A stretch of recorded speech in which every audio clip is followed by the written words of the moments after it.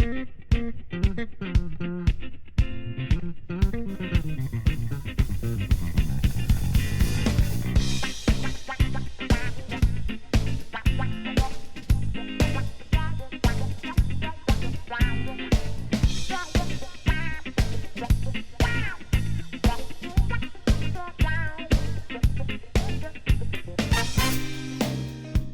and welcome to Last Time On. This is the Watchcast for people who want to watch all this prestige television, but honestly, who's got time for all that? I know I don't. I'm Xhafer. And I'm Ben. And we're in the middle of our Breaking Bad watch-through. Yeah, which, just to elevate this point, watching half of Breaking Bad would take you, about 30 episodes? We've done it in 4. That's right. That's efficiency. We are quite efficient. That is the name of the game here on Last Time On. Today we'll be reviewing Season 3, Episode 5, Moss. Oh, okay. I thought it was Mass and they spelled it wrong. No. It's Moss. Okay, I was wondering, like, are they gonna go to Boston and now we're cooking chowder? Jesse, we gotta make the chowder. Man, if this show takes that turn. It just becomes a cooking show. It just becomes The Wire. No, that's Baltimore. Oops, yeah. No. What am I thinking? Boston, The Departed. The It just Departed. becomes The Departed. Or The Town. Yeah. Now, Chef White, how do you get your clam chowder so immaculate? It's chemistry. You respect the chemistry. Chef White. I saw a totally unhinged post on the internet earlier today that was conflating that Chef Boyardee was actually Dracula. Interesting. So Dracula is the last of the Boy line, right? So Boyardee for Dracula. And then also like the timeline for when Dracula gets killed and when Chef Boyardee immigrates to America is relatively close. A believable timeline. But more importantly, there's a lot of stuff in Dracula, the book, about how Dracula prepares every meal in that book. And it's all incredibly bland, like pasta and stuff. I feel like Chef Boyardee would feel insulted for you to call his food bland. He 100% would. By all accounts, actually a decent dude. Yeah. And purposefully misspelled his name so you pronounced it right. Yeah. Yeah, it totally wasn't Ellis Island who screwed that up. Well, that's on the can. It is different than the way he spelled it. Yes. Yeah. But yeah, that's a fun little flashback. Did you do a lot of Chef Boyardee when you were a kid, Ben? I know I've told you this story, but now I can share it to our friends at home. Yeah. I was very, very sad in high school when, going into my senior year, for AP English, I had to pick 2 books from a list of AP English books to read, and one of them I read was Dracula. Yeah. I loved it. I got, really hooked on, oh man, Bram Stoker did a bunch of research and went, to the area and found out all this actual lore about the regional vampire myths and how cool it was. And I came to school ready. I want to talk to some nerds about vampires. And everybody's like, vampires? I love Anne Rice. And I was like, dang it, no! I don't want to talk about sexy romance vampires. This is the skin of a killer bone. I want to talk Castle and we'll murder you vampires. Anne Rice has a little bit of both, but they're Yeah, definitely skewed one way compared to the other. Yeah. All right, well, I can't really segue from that into eating Chef Boyardee for a semester at college, so I guess I'll just leave it at that. Oh, I'm sorry. I didn't No, mean to it's cut off your story. story's good. I liked your story, Ben. I mean, it's not My story is a sad tale of college poverty. Yeah, I mean, we all have those. Yeah. If it helps, and you know this, it is not my most embarrassing I tried to engage with nerds in school story. That's true, but we'll leave that one on the table for another time. So this episode opens on a flashback. Well, first, You might call it a unnarrated Last Time On.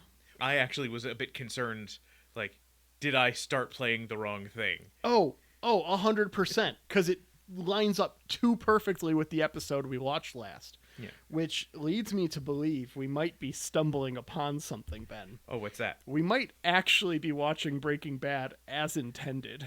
Watching about a tenth of it? I was talking to dear friend of the podcast, Chris, about this, and he had suggested that the order in which we watch episodes is kind of given its own title for people to follow along with, much like the famous machete order from Star Wars. Yes. Where you watch 4, 2, 3, 5, 6. 4, 5, 2, 3, 6. Yeah, still. Yeah. Yeah, that makes more sense. Anyways, that we could possibly be creating our own machete-style order of the series by skipping around like we are. And so the last time on order, it does have a little bit of credence after this, because it feels like... I legit stopped to make sure I was watching the right episode, because this flashback we get of Jesse spending the money for the RV and then spending it all at a strip club with Skinny Pete. Was that Skinny Pete? That was Skinny Pete. Okay, how? Because they never say his name. You just recognize him. And also subtitles. I watch with subtitles, and it has character names. Dang it. Man, well, that's one of my predictions done. Well, it's a flashback, so we flash back to Skinny Pete. Yeah, okay. In the first episode. Yeah. But it lines up so perfectly with all the shit from the RV that we had last episode that it literally was just like, did I fuck up? Am I watching the next episode in order? Did I forget to skip ahead?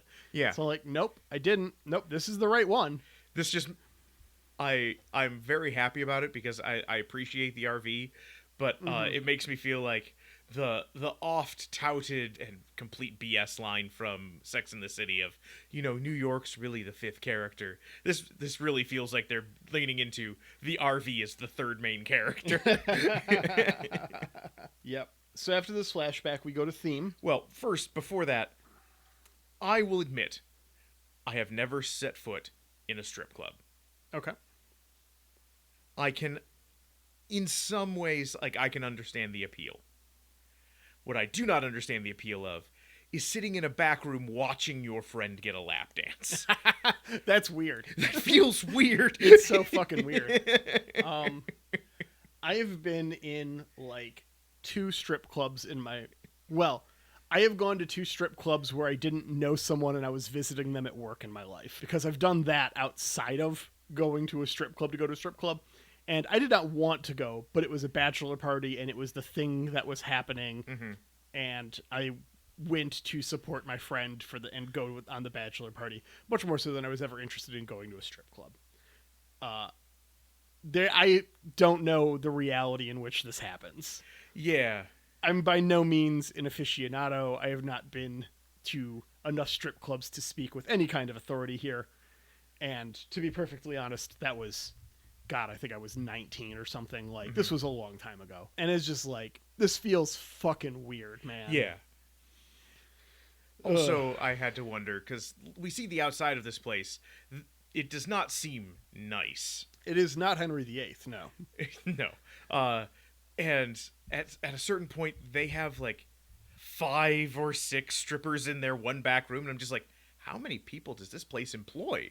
It might have been after closing, because they're there quite late. I don't know what the hours are, the limits in New Mexico. That's fair. Nor do I, and I didn't want to Google it. No.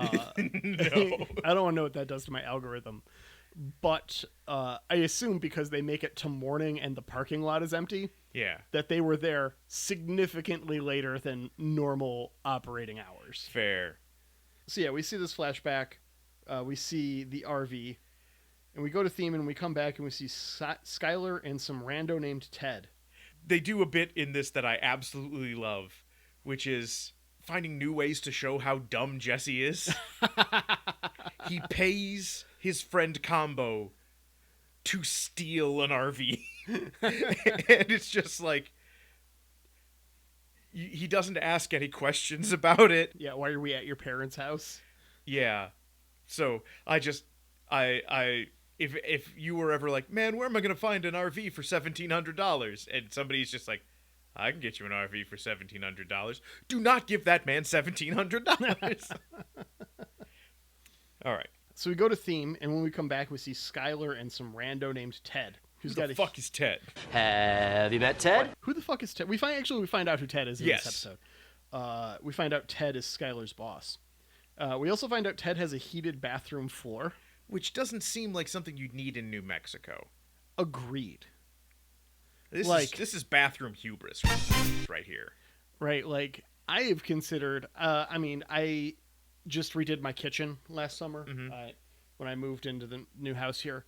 I had considered a heated floor in my fucking Michigan kitchen and decided against because it really wasn't necessary. No. I do think I'm going to do one when I redo the breezeway, but that is a significantly colder room. Yeah. Like, bathroom I understand. Yeah. But... in New Mexico, though? New Mexico, no. No, this is not required. Yeah, so, I don't know. At this point in the episode, did you think that Skylar and Walt were split? Yes. Yeah. Which was one of my predictions. Yes. So I might have just been riding for that. Mm-hmm. Especially considering it cuts from Skylar sleeping with another man to Walt in the closet. Yeah. And I had wondered if maybe this was not subtle. Not the case, though. He's just taking a phone call in there with Jesse, who was at Saul's office. And their relationship has clearly deteriorated significantly. Ben, what happened to her? What the hell happened? But I got the van. I am so glad you asked me this, Xhafer, because I have an answer. Fantastic. You know who we no longer see palling around with Jesse? Who? Kristen Ritter. Oh, that's true. Yes. My assumption is, in our interim, as I mentioned, Kristen Ritter became a problem. Okay. Tried to The Yoko Ono to our meth beetles. tried to blackmail Jesse, caused like a whole mess.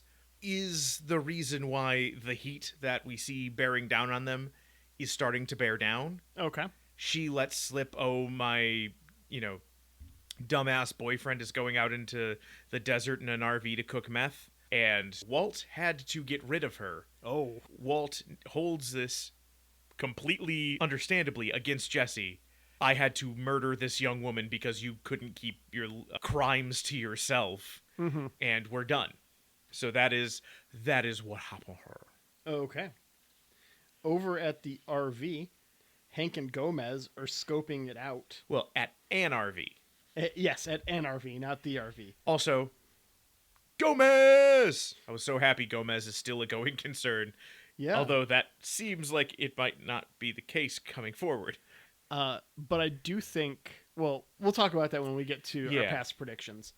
But yeah, so I'm guessing they're hot on the trail of Jesse, based off of the conversation from earlier where Walt was talking about him still cooking in the RV. Walt is not cooking right now. But he was given a big bag of money. Someone gave him a big bag of money, which is part of the concern here. Mm-hmm. Anyways, Hank crawls up to the top and finds out it's the wrong RV. Which, part of me, like, I understand if, just from a writing perspective, you're like, RVs, they've got those little ladders on them. Like, oh, how fun would it be to, like, have Hank, like, sneaking surreptitiously onto the roof? You cannot get on that thing without shaking that whole fucking RV. Everyone will be firmly aware. And the sidings, the roofing on an RV is not thick. You would just be making clunk, clunk, clank, clunk as you're shimmying across the roof. Yeah. There is no way he surprises the couple in that RV like he does. No. I would not describe Hank as deft of foot. No. He does not strike me as a terribly sneaky individual on a good day. No. And this is not a good day. He does not have a high deck skill. No. Hank does clear it all up with the owners as Gomez tells him that he's moving to Texas. I am so mad. I am legit livid. They're getting rid of my boy Gomez. We don't know that. We're skipping ahead. We don't know how many episodes, Ben. Gomez could be back. I know. Gomez maybe had another project to go work on, the actor, and this was just their way of veering him off for a little bit. I'm just distraught that they're writing off my boy Gomez. That's fair. I suppose you owe me a lifetime of not laughing at puns, so I won't take this too personally. I gotta say, what the hell is going on in this scene? Because we're 13 minutes into this episode and we're still getting credits. I hadn't noticed that. 13 minutes in and we're still getting fucking credits.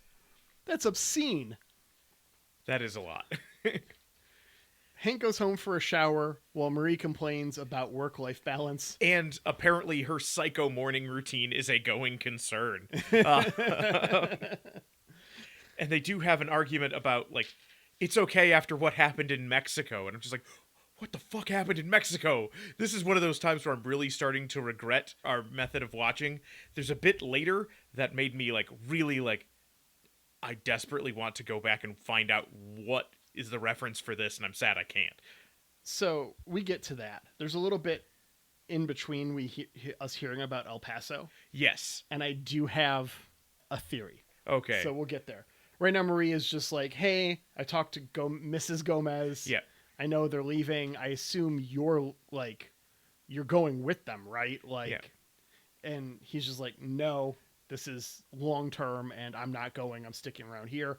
The reality is he wasn't invited because he didn't know. But after all of this, hey, it's Giancarlo Esposito. Ah, hello. My name is Giancarlo Esposito, and I'm preparing to bring you my most monstrous villain yet. Yes! There's like, if you could say, Ben, if you could have, like, two things in this room with you right now, I would say, big bag of money and Giancarlo Esposito. Fair enough. And that's what Walt has at this moment. I knew he was in this show. Yes. He's very famously in this show. I think this show was his big break. I don't know the timeline. I know he was in other things. Yeah. I know he was famously, I don't know how famously. Importantly for me, he's Pierce's brother in Community. Yes. I think this might be the start of him being in everything. I think you are correct. He was a successful actor. Rightfully so. He's very talented. Oh, yes. I believe later in my notes, after his big speech at the end, I was just like, I could listen to Giancarlo Esposito read the back of a cereal box. So he's like Walt's meth boss. We find out Gus is his name, not because of conversation, but because of the subtitles. Yes. And he's hired Jesse to cook solo. And Walt has come to stop that since Jesse is not to be trusted. Yes. Because he made him kill Kristen Ritter. I kind of buy the theory, Ben. Yeah. It makes sense. I really liked this scene because, while I've very much enjoyed chaotic criminals being stupid, because the people I know from, like, growing up who did crime stuff, none of them were what I would call competent. This was fun just to see two smart, competent criminals being competent. Yeah, they have this is a great scene. I love this absolutely. Scene. Gus says the quality is more or less the same between Walt and Jesse of meth. And that cut him deep. Walt does not believe. And he goes out of his way to say that it's not that I disbelieve you because of ego in product of my own pride, of pride in my own product, but rather Jesse lacks the requisite respect of chemistry to be able to produce something anywhere near that I can. Yeah. Not thinking that, I don't know, maybe he's been watching you do this and he can just follow the steps. Right. They decide to go for a drive. And by decide, I mean Gus insists. Yep. And then we cut to Marie watching the baby while Skylar is out cheating. Yep. Which... I'm very happy to be wrong about that prediction. Which one? I predicted that the baby wasn't going to make it. Yes. That would have been fucking tragic. And sad. For sure. So, happy to be wrong there. But also, hey, unstable sister, watch my child while I go cheat on my husband. Yeah. Like, bad decisions all around here. Yeah, they talk about, neither of their husbands have been the same. Obviously, Walt with his experience with cancer, and then Hank because of what happened in El Paso. Someone got blown up! Yeah, we don't have context here, so I'm going to go ahead and say last time on... okay. Walt made some thermite and blew a dude up while Hank was on their trail. That... I can buy that.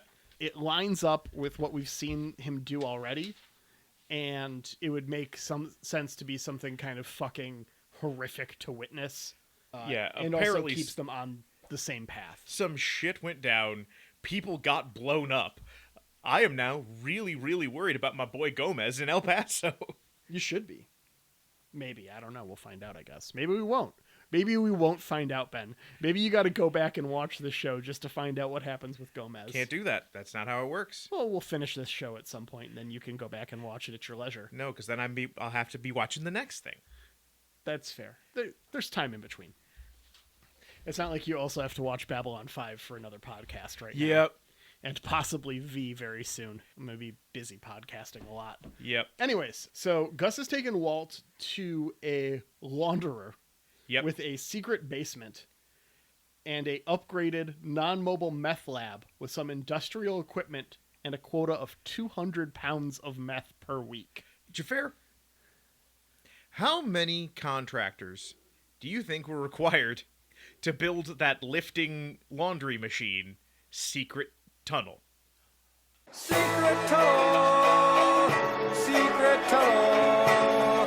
So, not as many as you might think. The basement was probably built with the original building. Yes, so nobody in the original construction of the building probably knows. All you'd have to do, theoretically, is maybe take down a segment wall that was not load-bearing, that would kind of like turn the staircase into what we would normally consider a staircase instead of being a hole in the floor. Because there'd be a wall there to stop people from falling into the hole in the wall, or the hole in the floor, right? And If you're cooking meth, you're not worried about OSHA or building codes. Well, you've got to get rid of that to fit the laundry machine on top. On top of it, yeah. But those laundry machines lift up and dump like that. That's not a special feature in that laundry machine. That's how you empty them. Okay. So it is a industrial tool, perfectly designed to hide a Interesting. basement under 100%. The only thing would be is that there's probably like the machine is probably on big old legs. Those big old legs probably have some stretchers on them. So there's probably a bit we don't see where they've kind of got to duck under, I'm guessing, a 2 or 3 foot tall metal like relationship to the staircase. There'd probably be a couple feet in a steel bar that was a stretcher for this. that you have to like kind of shimmy that you've under, got to shimmy under or around. which would be a pain to get the meth back up out of. They might have cut that out. There's also a little elevator on the side, it looked like. Yeah. So they might be using that lift to move material in and out instead of using the secret entrance. That is probably a lot harder to access. But I assume you would need to access it a lot less Okay. when you're bringing stuff in and when you're pulling stuff out, and that's it. I would hate, like, as much as I've always wanted to work in a front, I've always thought that would be, like, a great job just because it doesn't matter how much work you actually do. Yeah. Because that's not the point. And it's like, you mean I could work in retail, but I could, like, tell customers how I really feel? Tell me more. You mean like the guy at where we had dinner before recording where he Yes. hung up the phone and in the middle of the restaurant screamed customers are fucking idiots? Yes. Yeah, that was an interesting dining experience. I've had this feeling like every so often driving past a strip mall, you'll see like an off-brand cell phone repair shop Yeah. with like 15 different cell phone cases on a pegboard, and that's it. And you're just like, oh, you're not actually a business, are you? Probably not. um, You go in with a broken Android and a broken iPhone. You're like, hey, I broke my iPhone. We can't fix this. We only do Android. You hand your broken Android. We only fix iPhones. Yep. So, I guess then the only people you really had to be worried about for in this case are the people who you had put the laundry machine over the hidden stairway. Well, and the guys that made sure that the stairwell wall wasn't load bearing, probably, unless Yeah. it was like, I guess it's an industrial building, so it might not have been a full size wall. Well, So it and, might have been very easy to just look at it and go, there's nothing on top of it. It's obviously not load bearing. and at this point, if your employees are the kind of people you can trust to be like, hey, look the other way while we bring meth chemicals in and meth out. I was more worried, like, are there 6 contractors going, like, sitting somewhere drinking a Coors, just like, yeah, how did that meth job turn out for you? I mean, it worked pretty great. They got paid on time. Yeah. Got paid on time in cash. cash. Oh, absolutely in cash. I feel like I'm a pretty solid voice on that. I feel pretty correct, having spent a lot of my time either working in buildings that were under construction for work or daydreaming about building secret passageways in my house nearly every day of my life since I was 8. Fair enough. But I do love seeing this new lab. It's got that new lab smell and everything. Oh, yeah. Now, my question for you, Xhafer. Yes. We have our quota, 200 pounds of meth. Yeah. Walt gets to set his own hours. Mm-hmm. Do you think Walt's a 1099 employee? I think it's cash only, yeah. Oh, okay. I'm assuming that this is all off the books. Well, it's also he's not bringing his own equipment, so. Oh, yeah. So he would be W2. Mm-hmm. I was initially frustrated in this scene, though, because Walt is clearly balking at the idea, and we don't hear the number. Yeah. We get the amount. We get, like, here's your quota per week. Just work what you got to do this. We do get the amount at the end of the episode. At the end of the episode. But, like, for Walt to be just so flippantly like, no, I'm not doing this. There is a price at which you will be doing this, Walt. Like, yeah. Most people have some kind of, dollar amount at which you will do a thing you don't particularly want to do. For sure. And it's just like, and you'll be making, $11.75 an hour. And Walt's like, yeah, no, screw you. It's like, what? It's what I pay my employees. I think we don't see it, and we won't because it'd probably be in the next episode or two. But I think the long game here is Gus knows that this is a short-time gig. Mm-hmm. So he's paying for the expertise, and more specifically, probably to train someone. Because it's not like he's going to stop making meth after 3 months. No. Because that's the term of the contract. Walt's going to cook for 3 months for $1 million a month or something. $3 million for 3 months. Yeah, so $1 million a month for 3 months, and he doesn't have to worry about any of the shit he had to worry about before. Yes. So it's just pure profit for him. He doesn't have to worry about selling. He doesn't have to worry about all kinds of stuff. The goal there is that he trains someone, and I wonder who this character is, because it's not Jesse. No. My other thought was, I don't know how much meth you can actually sell. And is it just make me so much meth I can sell this for the next 3 years? Yeah, that's fair. I got no idea how much meth you can sell. Or is it shelf I'm really stable? not interested in learning. I imagine that. Oh God! If you could just Florida man dies after snorting expired meth. Oh no! Yeah, you'd know if meth expired. It'd be on the news. Maybe it doesn't. It just doesn't get to that point normally. I imagine Gus seems to have the kind of operation where his regional footprint is significantly larger than Jesse's already when Jesse was working with. So I don't think the quantity is going to be an issue for Gus. No. Anyways, we get family dinner that is just built around awkward silence. This did not sit well with me. Yeah, this was very difficult to watch. No, especially because there's a bit where the baby's crying, and it is very clear there is so much tension going on here. Yeah. To the point where it seems like Walt isn't sure he's allowed to touch the baby. I would like to see the baby.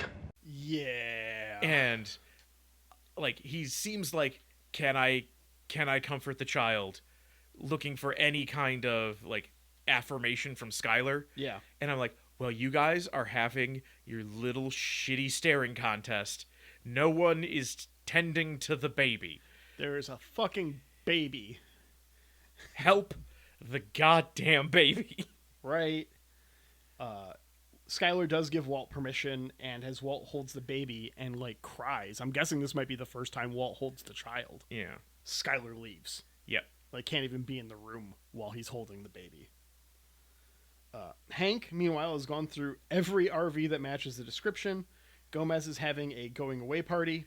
Hank says some casually racist shit and gets a break. I don't know if with it's an extra casual. RV. I think this is ranked racist. He's being casual about it. Okay. The racism itself is not casual. It did make me like, yes, of course, Hank is the guy where you see a person carrying a cake to a party, and you're like, but one more thing. Mm-hmm. Skylar cleans up Walt's room, which is also the nursery, and finds a black bag filled with money. Big bag of money! Hundreds of thousands of dollars. Probably millions. Quite possibly.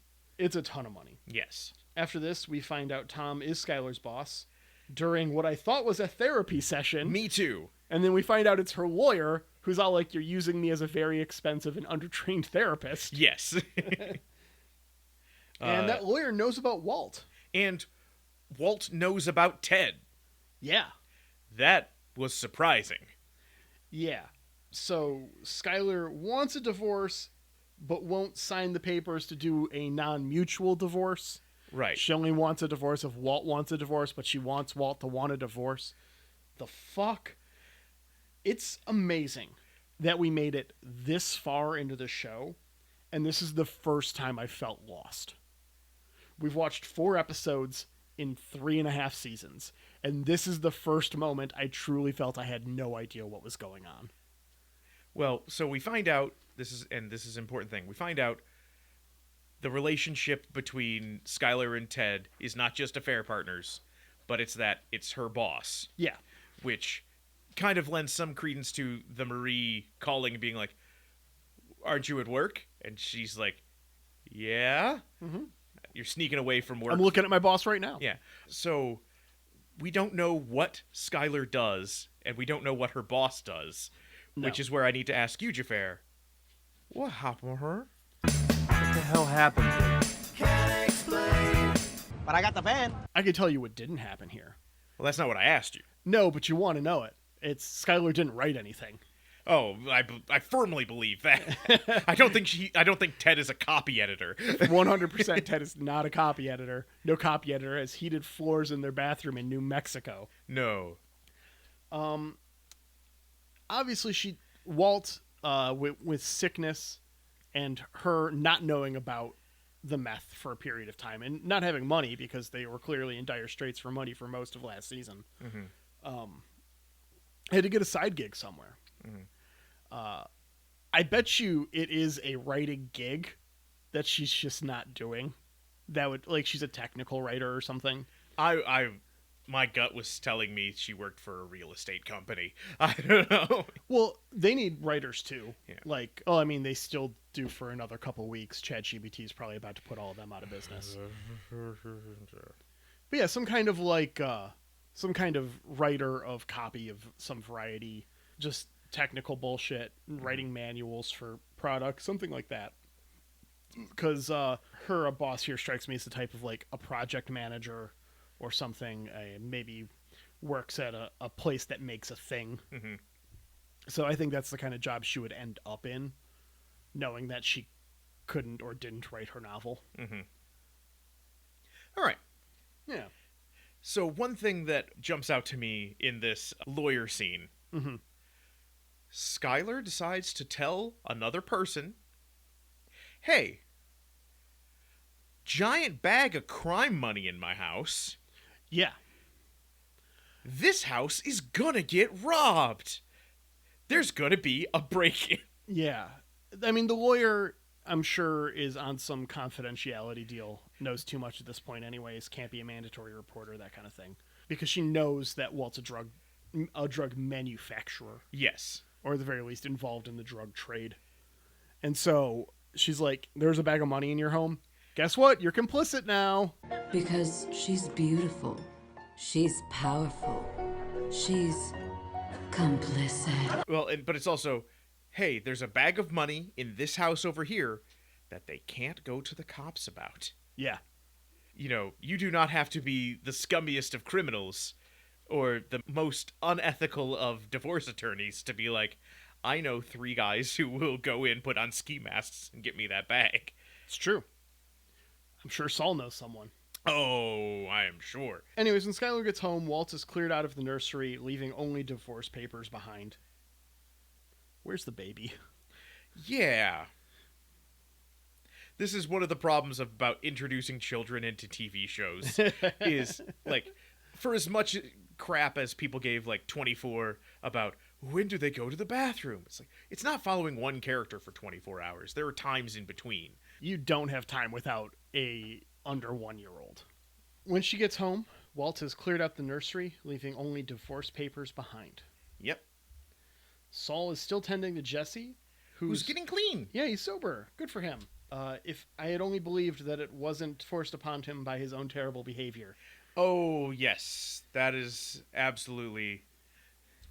Last time on, Jesse did too much meth.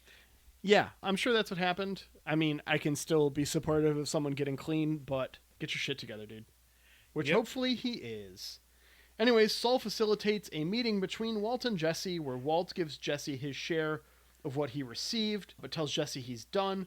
Gus has only involved Jesse to get to Walt, and he's decided to cook again after all. Saul immediately abandons Jesse for 5% of Walt's new deal to launder. Yep. Jesse destroys the front windshield. Jesse destroys the front windshield of the Aztec. He goes full Juan Cortez here. On his way out, Hank tracks down the RV to who it was stolen from. Hank tracks down the RV to whom it was stolen from, which is Combo's mom, and sees a picture of him and Jesse together. Yes. That's our episode. Which, man, like, have you... I don't know if it is just some cultural thing or something. I have never seen a shrine to a dead person. And, like, I see it in movies and stuff, but I've never actually seen, like I've been to places where, you know, we have a family member who died. Yeah. But I've never actually in real life seen we kept their room just the way it was. Yeah. With combos, half-eaten combos still here. I have. I didn't know if like preserved room was like something that actually exists out there and I just never encountered it. Like, I for a long time thought like school nurses were a joke that just like got left into stuff, because none of my schools ever had a school nurse. I would say your school probably needed a school nurse more than my school. It's probably, and I had 2. Yeah, and so that's one thing. Like I found out recently, like my experience in this was not the norm. Yeah. So this is one of those things where it's just like, well, you grew up in a rural town. Yeah. A population of 8,000. 8,000. Yeah. That is my graduating. Like, my high school had half of your town attending it. Fair. You know, like my graduating class was over 1,000 people. So. Yep. Yeah. I mean, my high school class was 300. I don't know why. Yeah. Yeah, because it was a 1,200 person school. Yeah. Yeah. So, yeah, your graduating class was my entire high school. Yeah. Okay. Yeah, no, it does happen. It's just, I don't think it's particularly common. All right. Well, it's time to roll and see where we're going to watch next. Get these dicey boys. Rolling our 3D4. All right. And that is a 9. Okay. So we are skipping ahead to Season 4, Episode 1, which I'll look up the description for after we make our predictions. Lincoln, what are you doing up there? Guessing? I guess no one's coming. I have seen into the future. You ruined the prophecy. So I can start us off with my first set of predictions. My first prediction, which I think I'm gonna call this one. Skylar never actually writes anything. You get the point. Yay, I get the point. So I'm gonna give myself a big check mark there. My second prediction is Bogdan gets run over by a car in the car wash. It is a feel-good moment. I firmly believe this happened, but we haven't seen any positive. Yeah, we just have no way of knowing. Prime time. Gomez is murdered violently by Hank. I feel like the by Hank might be my problem here. I agree. Too specific. Yep. But that's the point of the primetime predictions. If they were gimmies, they wouldn't be primetime predictions. I had Jesse is going to get shot. Still on the table. Yes, always on the table. Came really close last time. He did. Walter cheats on his wife. This might have happened. It might have, but I don't think so. We don't have confirmation yet, and it's and then Walt's cancer diagnosis is incorrect. We found that to not be true. But how terminal it was Yes. incorrect. Yeah, but only because of treatment and modern medicine. Yes. Skipping ahead, daytime, Jesse accidentally spills a bag of meth because it isn't sealed. Still on the table. And firmly believe it has happened many times. Marie comes out to visit and steals Walt's hat is my evening prediction. TBD. We didn't see the hat this episode. The hat might actually be out of play. Yep. And then primetime, Hank catches Walt. Walt cuts him in on the operation. Doesn't seem to be the case. At least not yet. Tuco ends up working for Walt. That does not seem to be the case. No. Tuco seems to be off the board. Evening, Hank has to choose between Marie's kleptomania and his job. He picks his job. Doesn't seem like he got pushed that far. And primetime, no one ever actually tries to turn Walt and Jesse in. Every problem is only because of their own paranoia and naivete. That does still seem to be the case. They are their own worst enemies. I'd say that's on the table. Yeah. But we're one Tuco away right now from that not being the case. Yeah, or one Kristen Ritter. All right. The last set of predictions I made, upgrade with 2 Gs. I put 2 things in here. One, that Walt was probably going to stop cooking, which we know to be the case. And the other is that they are going to not cook in the RV anymore, and their operation would improve. That is clearly the case. I think I get a point. I think so. All right. My evening was Skylar finds out about Walt, likely from the diaper box with a gun, but maybe something else. Clearly also the case. Yes. So I'm going to give myself those 2 points as well. And then my evening prediction, thank Christ they didn't lose the baby. Yeah. Still on the table, though. Yeah. Well. Yeah. We'll see. So then my last episode, Kristen Ritter becomes a all caps problem. I firmly believe that did happen. Let's see if we see her. At the very least, we got one more episode. Let's see if we see her. We'll see if we see her again. My evening, the RV explodes. I firmly believe this can happen. Maybe it happened at the end of last episode, which is why we get the flashback with the RV now. Yeah. And why he can't find it. But with my feelings now, they probably are. The RV is going to be a constant concern, and they keep circling back around to it. All right. And then, alas, my primetime, Skinny Pete is never seen, but is called at least 3 more times. Well, that immediately. It's flashback, and I feel like you're talking about the future. Yeah. But we'll see if they ever reference Skinny Pete again. Yep. All right, my predictions for this most recent episode. Now we're skipping 9 ahead. Daytime. Walt and Jesse bury the hatchet and cook together again. My daytime, Jesse and Walt reconcile. My primetime. Walt and Jesse's rift deepens, leading to them becoming rivals on the meth scene. Ooh. Hedging my bets, sir. What's your primetime? My evening? Oh yeah, sorry, I messed him up. Okay. Yeah, okay. So yeah, that was my evening, not my primetime. Okay. My evening is they are back in the RV, but to live. Oh. Walt is now out of his house. I'm thinking he's moved into the RV. Well, my primetime prediction is Walt and Skylar get back together. Which that seems to be opposed to your primetime prediction. Well, yeah. Or season 4 is just they go on a nice trip to all of America's national parks. And then my prime time is Gus becomes a chicken magnate and leaves the drugs behind. I'm sorry. We are expanding into the Midwest. My attention is needed elsewhere. All right. Skipping 9 ahead to Season 4, Episode 1. The season premiere of what is technically the last season, I think? Or is there 5? There's 5. All right. We've got Episode 1, Box Cutter. After a tense third season cliffhanger that saw Walt and Jesse laboring for their lives, they wait anxiously to see what Gus will do next. Okay. Okay. Well, I feel good about one of my predictions right now.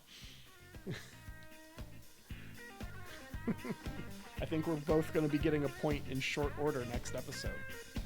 But until then, we'd like to say thank you to Ripe. Yeah. Fucking what? I still don't believe this is real. Womp, womp, womp. We haven't gotten to record thank yous yet, listener, for a peek behind the curtain, as it were. We've been recording without our thank yous because we weren't sure and how this was all going to settle out. But Ripe is letting us use one of our absolute favorite songs, Goon Squad, as our theme music. They're currently touring until the end of August, and you can check them out on Spotify or wherever you listen to music. Do it. They're fucking excellent. I love this band. I love this song. And Ben, thank you for reaching out to them and getting their okay to use it as our theme song. It was a total shot in the dark. I did not think I would, I didn't even expect to get a no back. So, thank you so much, Ripe. Yeah, and then also our current podcast art has some stock footage from Anton Lucina. Thank you for taking photographs and putting them up under Creative Commons on the internet so that small, struggling artists who aren't making money with their stuff like Ben and I can use them for our projects. Really appreciate you. Woo. All right. Well, with that, we'll see you next weekend. See you next time on Last Time.